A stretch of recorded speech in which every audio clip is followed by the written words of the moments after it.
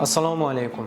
Samarqand shahar hokimligi axborot xizmati haftalik yangiliklar haqida xabar beradi. Shahar hokimi yoshlarning muammo va takliflarini tingladi. Samarqand shahar hokimi Fazliddin Umarov boshchiligida og'ir toifadagi yoshlar bilan ochiq muloqot uchrashuvi bo'lib o'tdi. Birinchi navbatda sizlarni eshitishga tayyorman va yechimi bo'yicha birgalikda harakat qilamiz. Muloqot davomida yoshlarning bandligi, ta'lim olishi, kasb-hunar egallashi atroflicha muhokama qilindi. Ayrim yoshlar o'z taklif va tashabbuslarini ilgari surib, mavjud muammolar yuzasidan amaliy yordam so'rashdi. O'qishni mana shu yoshlar agentligi bo'limi orqali qilamiz.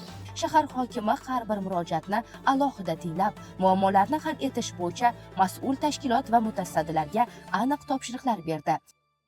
Samarqand shahri ko'chalarining piyodalar yurish qismida joylashgan noqonuniy qurilmalar olib tashlanmoqda.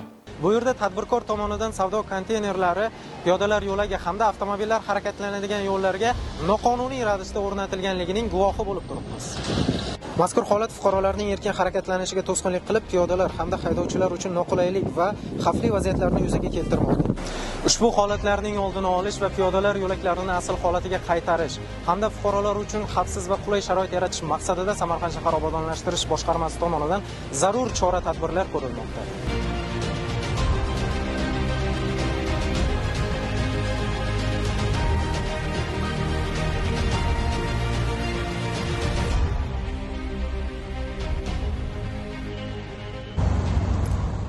Samarqand shahrida joylashgan Alisher Navoiy nomidagi markaziy istirohat bog'ida buyuk mutafakkir Mir Alisher Navoiy tavalludining 585 yilligi, shuningdek, Zahiriddin Muhammad Bobur tavalludining 543 yilligi munosabati bilan tadbir bo'lib o'tdi.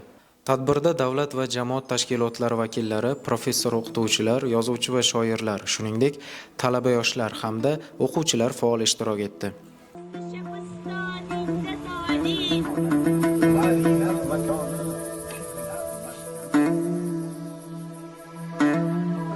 Va mehrini berdi Samarqandiylar, bunda tug'iladi ulug' daholar. Samarqand buyuklar oltin beshigi. Samarqand shahridagi Ikkinchi son sport maktabiga qarashli og'ir atletika zali mukammal ta'mirlanib, foydalanishga topshirildi. Ochilish marosimida bir guruh mas'ullar zamonaviy qiyofa kasb etgan ushbu sport majmuasida bo'lib, sportchilar uchun yaratilgan sharoitlar bilan tanishdi.